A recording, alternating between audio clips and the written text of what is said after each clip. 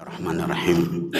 Alhamdulillahi rabbil alamin wa bihi nasta'inu ala umuri dunya waddin. Wassalatu wassalamu ala asyrafil anbiya'i wal mursalin sayyidina Muhammadin wa ala alihi wa sahbihi ajma'in.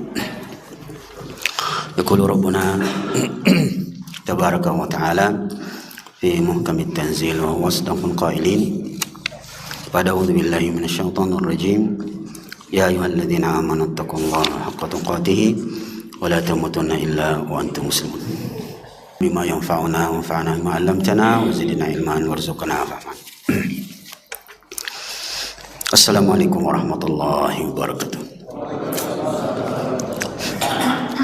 Alhamdulillah, Bapak Ibu, ikhwan dan akhwat sekalian, kita syukur kepada Allah Subhanahu wa taala. Pengakuan kita akan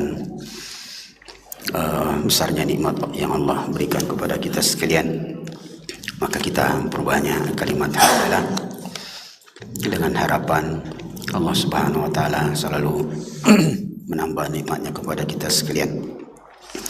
Untuk itu juga kita bersalawat kepada Nabi kita, junjungan kita, Nabi besar Muhammad sallallahu alaihi wasallam.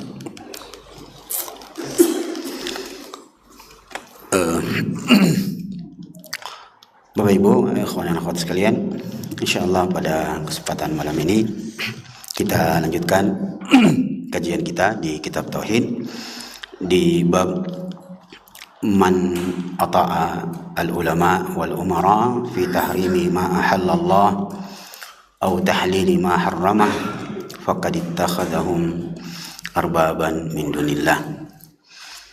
Babnya, barang siapa yang mentaati ulama dan para umara dalam hal mengharamkan apa yang dihalalkan oleh Allah atau menghalalkan apa yang diharamkan oleh Allah, maka faqad ittakhadhahum arbaban min dunillah. Itu masuk dalam kategori telah menjadikan mereka sebagai Tuhan-Tuhan sembahan selain Allah Subhanahu wa ta'ala.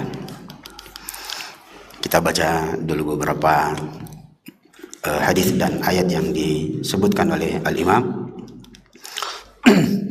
Yang pertama, beliau mengatakan, waqala Ibnu Abbas, riwayat dari Ibnu Abbas radhiyallahu anhuma, yushaku an tunzala alaikum hijaratan minas sama. Hampir-hampir atau dikhawatirkan dijatuhkan kepada kalian lain. Itu riwayatnya. Sebentar, insyaallah kita jelaskan sesuai dengan penjelasan Syekh di sini.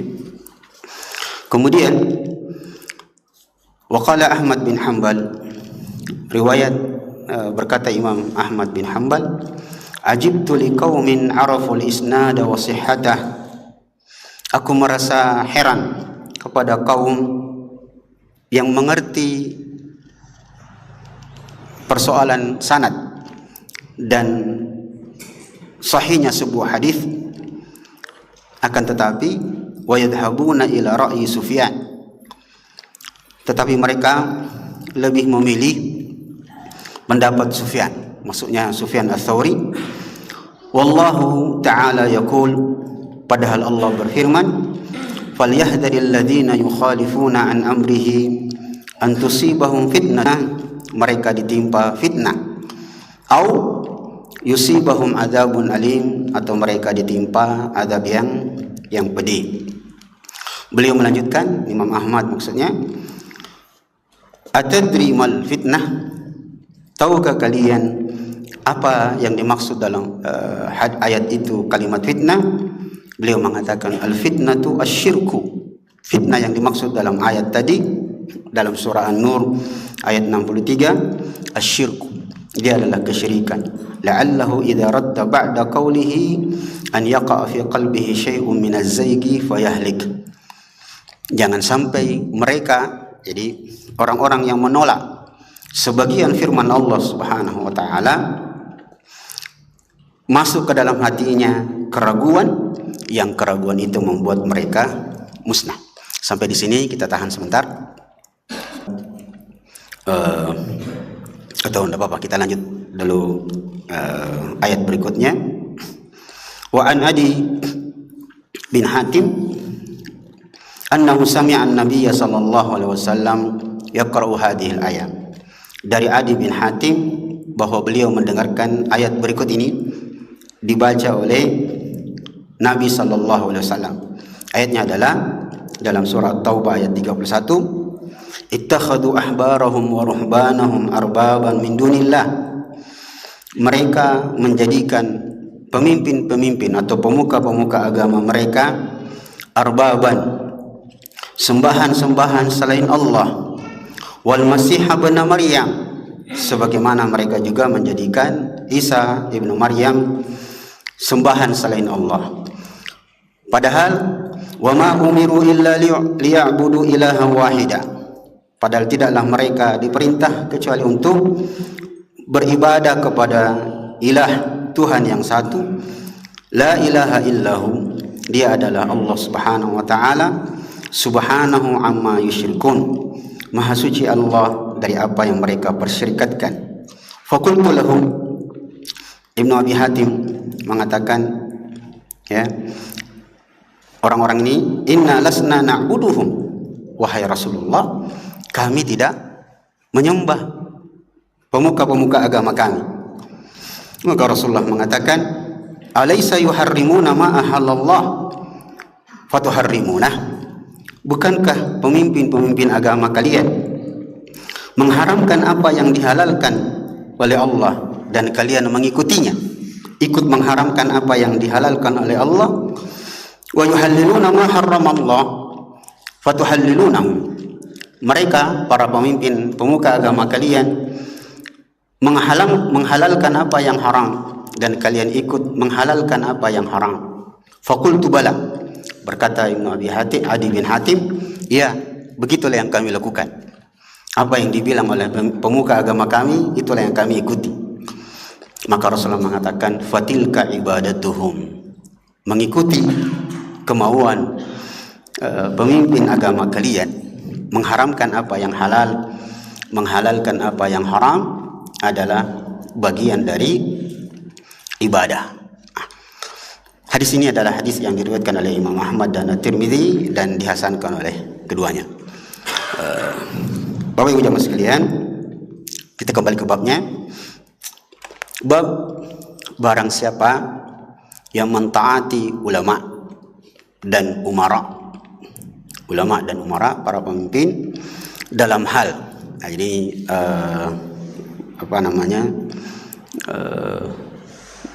batasannya dalam hal mengharamkan apa yang halal yang dihalalkan oleh Allah dan apa yang dihalalkan oleh atau menghalalkan apa yang diharamkan oleh Allah, itu yang masuk dalam bab telah menjadikan pemimpin itu sebagai sembahan selain Allah.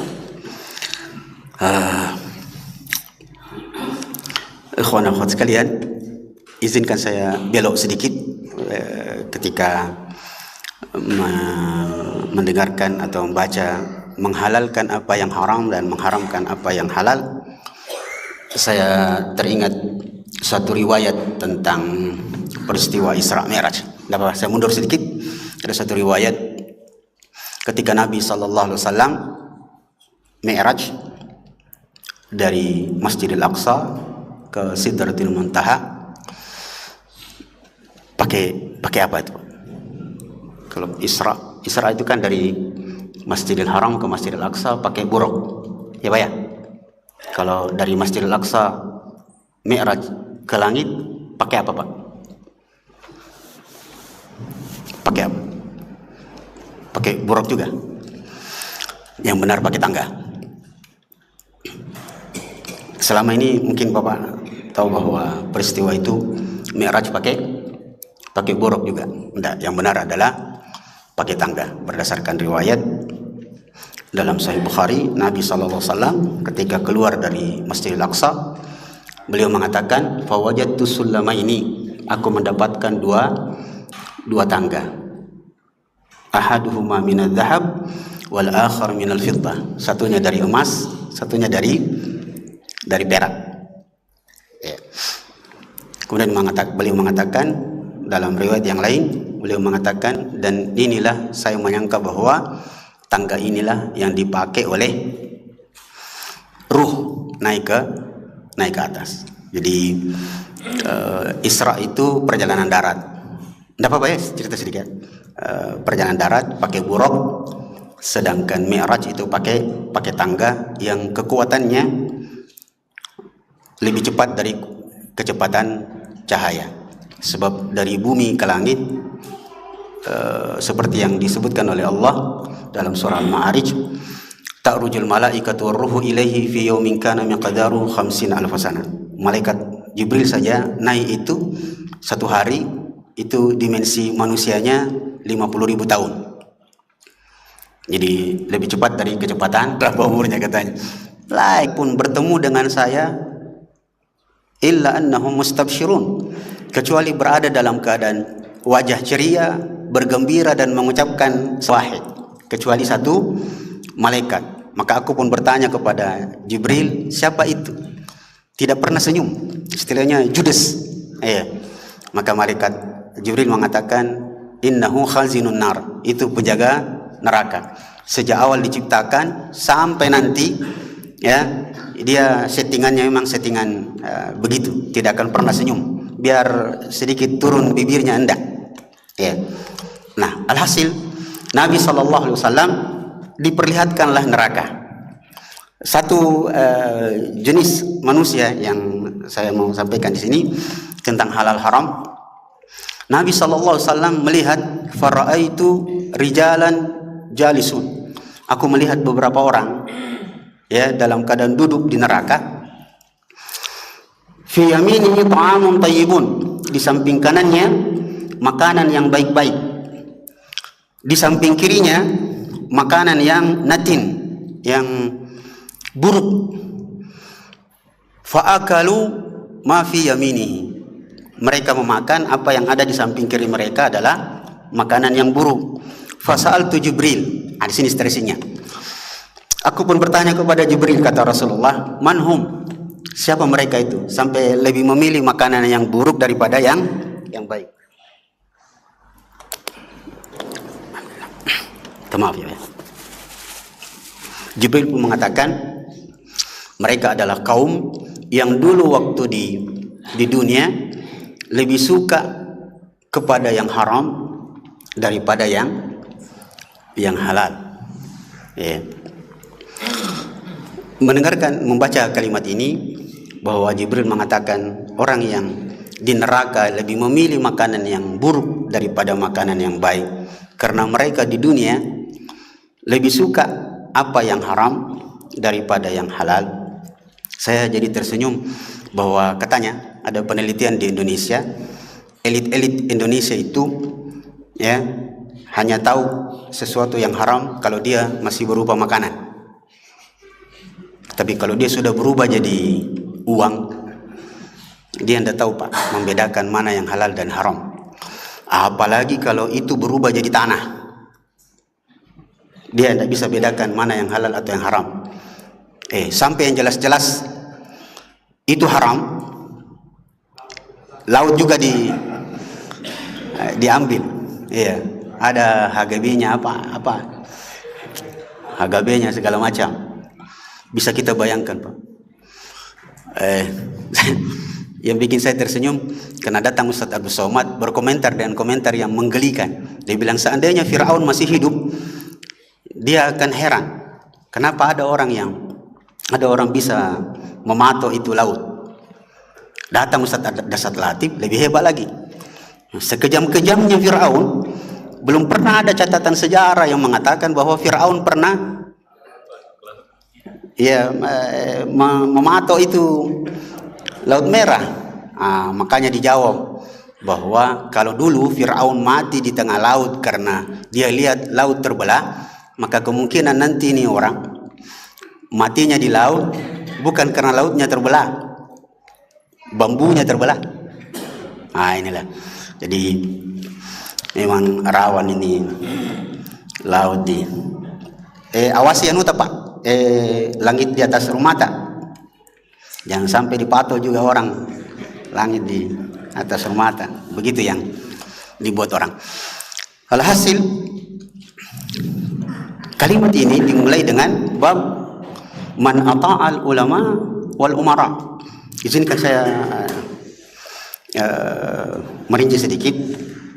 Disebut ulama dan umara, padahal ayat itu memberikan kita satu pelajaran penting. Allah mengatakan atiullaha wa atiur rasula wa ulil amri minkum. Taatlah kepada Allah, taatlah kepada Rasulullah, wa dan kepada ulil amr. Itu memberikan petunjuk bahwa ketaatan kepada Allah, ketaatan kepada Rasulnya adalah ketaatan mutlak, tidak ada basa-basi. Kita tahu apa maknanya basa-basi? Basa-basi itu singkatan bahasana bahasini.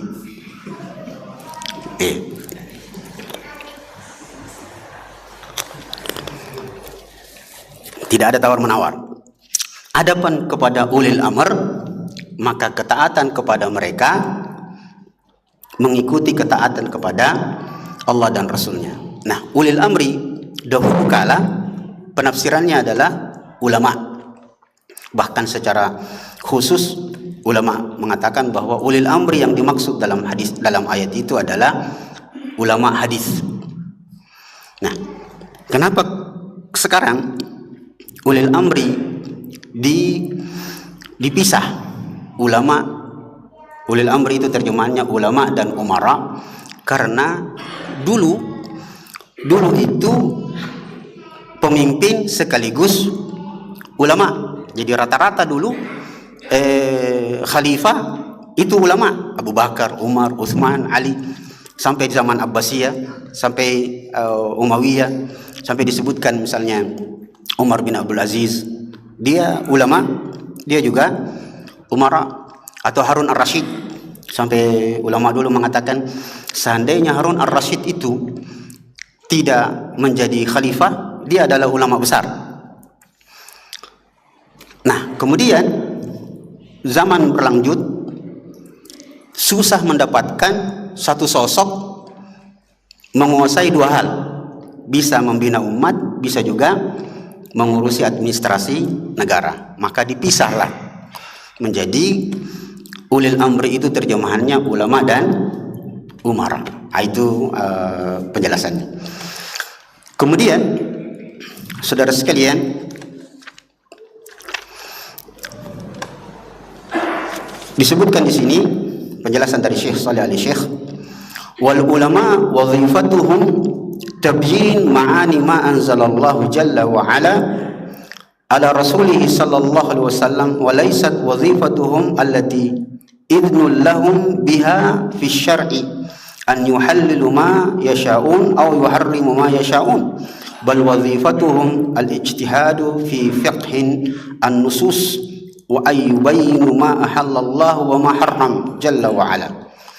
Tugas utama dari ulama itu adalah menjelaskan makna-makna yang terkandung dalam ayat-ayat Allah dan hadis-hadis Rasulullah sallallahu alaihi wasallam.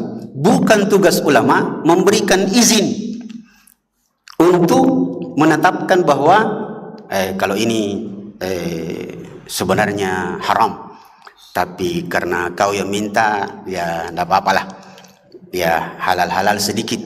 Nah, inilah namanya madhab kelima. Kita cuma mengenal ada 4 madhab masyhur di dunia ini, ya, madhab Hanafi, Maliki, Syafi'i, Hambali. Nah, dia datang dengan madhab kelima, madhab boleh-boleh saja, madhab saya kira tidak apa-apa, ya. Karena apa? Karena yang meminta fatwa itu memintanya dengan jalan yang sopan. Kita tahu sopan, Pak, apa kepanjangannya sopan? Sogokannya pantas. Ulamanya pun kemudian mengatakan ini tidak apa-apa. Beginilah jadinya. Kalau dia melakukan hal seperti ini, inilah yang masuk dalam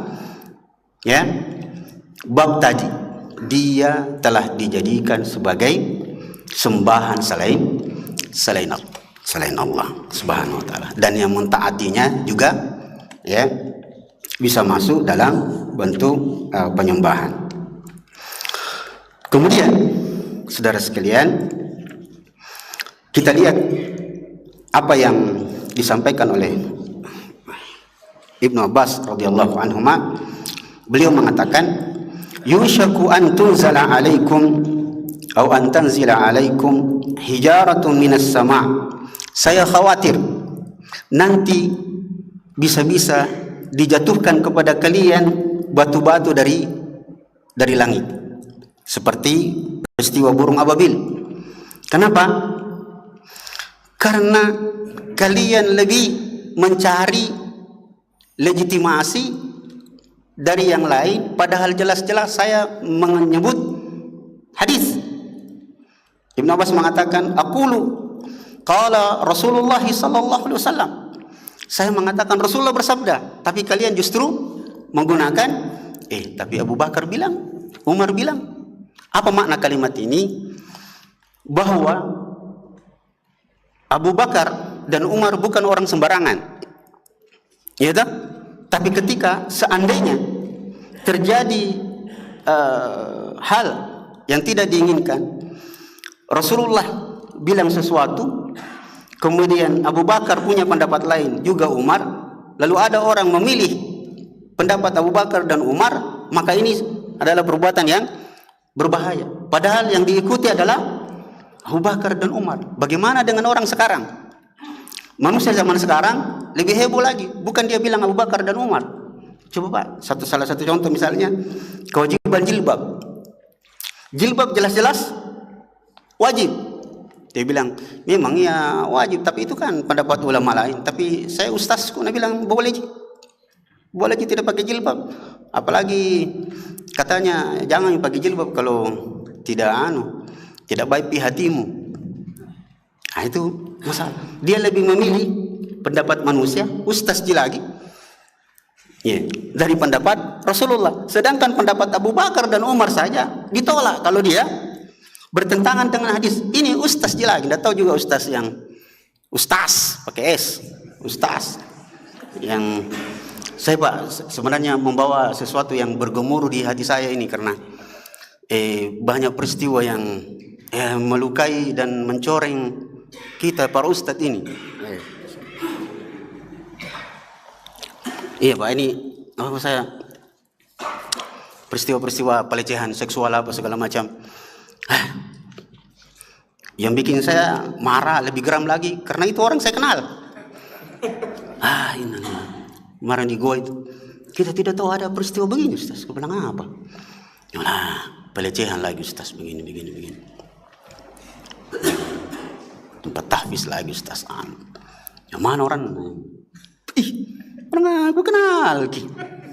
Dulu sering ikut pengajian ku ini, atau masih di ada satu tempat bikin geram kita.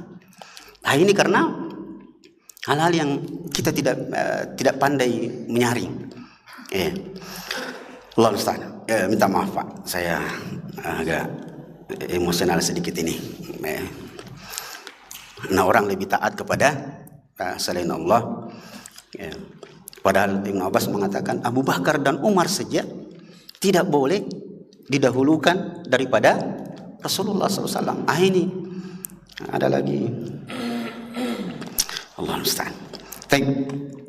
Rasulullah dalam perkataan Imam Ahmad, beliau mengatakan menyebut ayat falyahdharil ladzina yukhalifuna an amri. Hendaklah orang-orang yang secara sadar atau tidak sadar menyelisihi perintah-perintah Allah Subhanahu wa taala, antusibahum fitnah, dia akan dikena fitnah, au yusibahum adzabun alim. Lalu beliau mengatakan, tahukah kamu apa yang disebut dengan fitnah? dimaksud dengan fitnah dalam ayat itu adalah syirik, dan itu nanti ujungnya. Tetapi ada bagian di dalamnya yang membuat ketika orang lebih senang menyelisihi ayat-ayat Allah dan hadis-hadis Rasulullah, nanti di dalam hatinya akan mulai banyak keraguan. Tetapi menyedihkannya, keraguan itu dia tidak nikmati sendiri, dia sebarkan ke tengah-tengah manusia yang lemah akalnya dan lemah imannya karena pendidikan yang kurang. Nah, ini Bapak Ibu jamaah sekalian, saya ingin kembali ke satu hal pentingnya pendidikan. Kalau pendidikan lemah, ya, terutama pendidikan agama ini, maka kita semua akan lemah dan mudah dibodoh-bodohi. Dan yang paling parah adalah ketika kita dibodoh-bodohi dalam masalah agama ini. Kemudian berikutnya riwayat dari Adi bin Hatim, beliau mengatakan, saya mendengar Nabi SAW membaca ayat ittakhadu ahbarahum wa ruhbanahum arbaban min dunillah wal masih ibn Maryam. Mereka menjadikan pimpinan-pimpinan mereka, ya, pimpinan dalam agama, para rahib-rahib dan pendeta mereka, sembahan-sembahan selain Allah Subhanahu wa taala dan juga Isa bin Maryam. Padahal mereka diperintah untuk tidaklah menyembah kecuali kepada Allah Subhanahu wa taala. Maka aku, kata Adi bin Hatim, bertanya kepada Rasulullah, wahai Rasulullah, kami tidak pernah menyembah pimpinan-pimpinan agama kami itu. Maka Rasulullah mengatakan, bukankah kalian ikut mengharamkan apa yang dihalalkan oleh Allah? Kalau sampai di sini zaman sekarang masih kurang mengharamkan apa yang halal. Yang banyak adalah menghalalkan apa yang haram.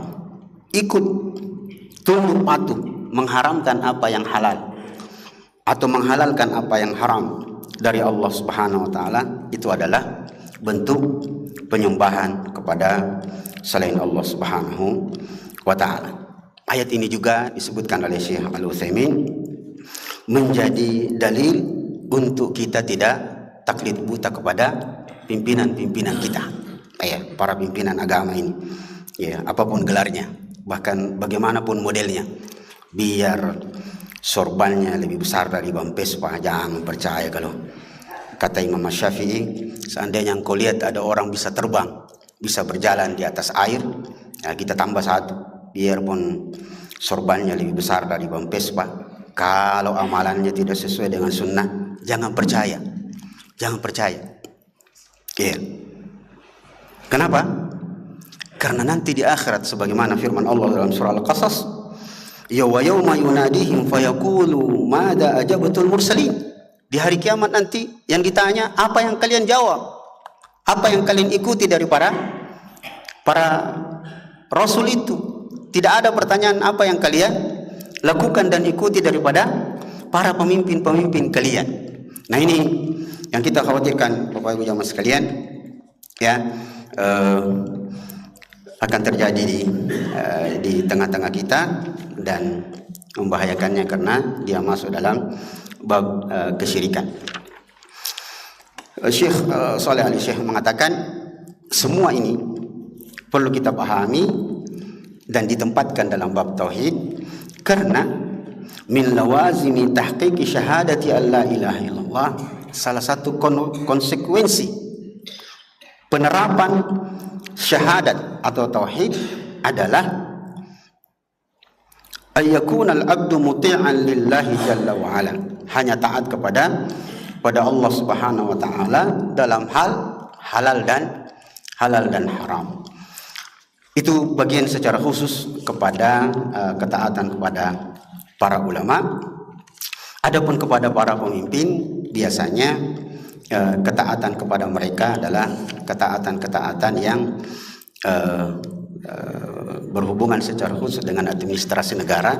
Tetapi biasanya untuk sebuah negara yang mayoritas kaum muslimin, orang-orang itu tidak melakukan sesuatu kecuali karena ada orang-orang yang bergelar atau memiliki pengetahuan agama, tetapi justru ya menjadi penjilat kepada pemimpin-pemimpin negara itu, yang akhirnya dia memaksa rakyatnya untuk taat kepada mereka, dan itu juga masuk dalam bab kesyirikan kepada Allah Subhanahu wa taala. Bagian terakhir, sebagaimana firman Allah Subhanahu wa taala, falyahdharil ladzina yukhalifuna an amrihi an tusibahum fitnatun aw yusibahum adzabun alim. Di sini Syekh Ali Shalih mengatakan, ketika Imam Ahmad mengatakan la'allahu idza radda ba'da qawlihi an yaqa'a fi qalbihi syai'un min az-zaygi fayahlik. Jangan sampai ada di antara kita kaum muslimin yang menolak beberapa ayat berdasarkan hawa nafsunya, maka kemudian hatinya bengkok ya, dan dia pun akan musnah ya, karena mengikuti hawa nafsu itu dan menolak ayat-ayat Allah Subhanahu wa taala. Sebagaimana ayat yang lain, falamma zagu azagallahu qulubahum, sebagaimana mereka bengkok, Allah pun kemudian ya membengkokkan hati mereka. Sebagai penutupnya, saudara sekalian, di sini ada penjelasan dari Syekh Al-Utsaimin. Beliau mengatakan, olehnya itu jangan pernah tertipu dengan orang-orang yang banyak menyelisihi perintah-perintah Allah dan Rasulnya.